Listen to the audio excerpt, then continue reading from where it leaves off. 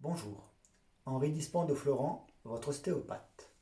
Dans Ostéo Astuces, je vais vous parler de vos adolescents, du dos de vos adolescents, à savoir s'ils ont bon dos. C'est-à-dire si le dos est droit ou aura tendance ou même a tendance à se dévier, comme dans une scoliose. Pour cela, je prends deux adolescents. Ce jeune homme,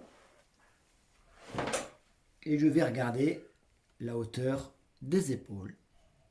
Est-ce qu'ils sont à la même hauteur? À vue de nez, c'est à peu près bon. Je prends aussi les omoplates, je mets mes pouces en dessous et je vois que mes pouces sont à la même hauteur. Je vais lui demander de se pencher, d'incliner, de commencer par la tête, d'y aller doucement, doucement, doucement, doucement. Et là, je regarde. Stop. Là, c'est la ligne des épineuses, donc des vertèbres, et je regarde de chaque côté de cette ligne des épineuses si la hauteur est la même, au niveau des côtes, au niveau de ses lombaires. Donc, bien sûr que suivant la musculature, il peut avoir une petite différence. Mais là, on s'aperçoit que c'est sensiblement symétrique. Remonte-toi. On peut dire, dans ce cas de figure, que son dos est normal, quasi droit. Si je prends la jeune fille, j'écarte un peu les cheveux, et là, voilà. Et pareil, je regarde les épaules. Et je m'aperçois qu'il y a une différence entre l'épaule gauche qui est plus basse et l'épaule haute. Je prends pareil les omoplates, et là je vois la différence. Omoplate gauche qui est plus basse que l'autre. Pareil, je lui demande de s'incliner, de s'enrouler, de s'enrouler, de s'enrouler. Enroule-toi, enroule-toi, enroule-toi. Hop, et là tu t'arrêtes. Et là je vois, donc toujours la ligne des épineuses, et je vois, relâche bien les épaules, voilà.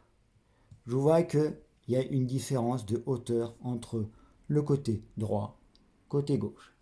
Si je continue, au niveau lombaire, je vois la même chose. Une voussure qui n'existe pas. Vas-y, tu remontes. Donc, dans ce cas-là, on peut dire que, ou on peut suspecter que cette jeune fille a une scoliose. Pour être sûr que ce ne soit pas une attitude scoliotique, on fait la même chose, mais assis. Donc vas-y, tiens, tu t'assois. Voilà. En mettant les jeunes assis, on chinte les membres inférieurs. Car les enfants, lorsqu'ils grandissent, ne grandissent pas toujours symétriquement. Un côté peut grandir plus vite que l'autre. Donc dans ce cas-là, ce serait une attitude scoliotique. Donc pareil, tu t'enroules.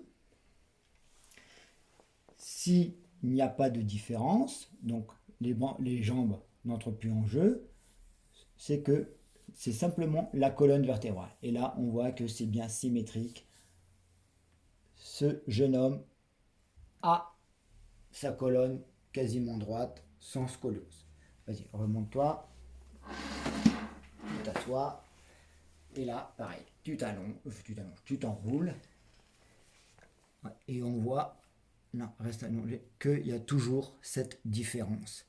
Et on peut s'apercevoir que c'est beaucoup plus difficile de s'enrouler lorsqu'on a une scoliose. Merci. Je vous conseille de surveiller vos adolescents régulièrement, une fois par mois. Ça peut changer très vite à cet âge-là. Au moindre doute, n'hésitez surtout pas à contacter votre médecin qui vous prescrira des radios, voire un rendez-vous chez un orthopédiste.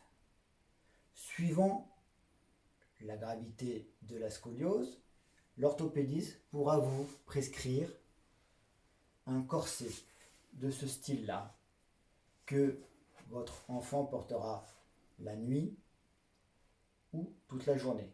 C'est l'orthopédiste qui vous le dira. J'espère que cette vidéo vous a plu et que vous prendrez soin de vos adolescents. En attendant, si vous avez des questions, des suggestions, n'hésitez pas à me contacter via mon site internet qui se trouvera sous la vidéo. Portez-vous bien. À très bientôt. Bye bye.